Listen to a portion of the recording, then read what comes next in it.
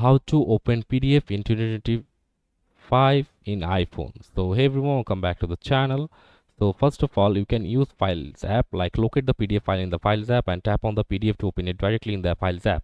You can also save the file to your device and then open it in Files. You can preview the PDF or choose to open it in another app. So you can also use Apple Books to open PDF, like tap on the PDF attachment in the email or other apps and tap the share button and then tap Books. Alternatively, if the PDF is already saved, you can open it from within the Books app or Files app and choose to open it in Books. And you can also open PDF using Adobe Acrobat Reader. Install the Adobe Acrobat Reader app from the App Store. Open the app and select Files. Locate and select the PDF file you want to open, and your PDF will open, and you can scroll and read and even feel the sign the documents. And you can try opening from websites, like navigate to the website containing the PDF.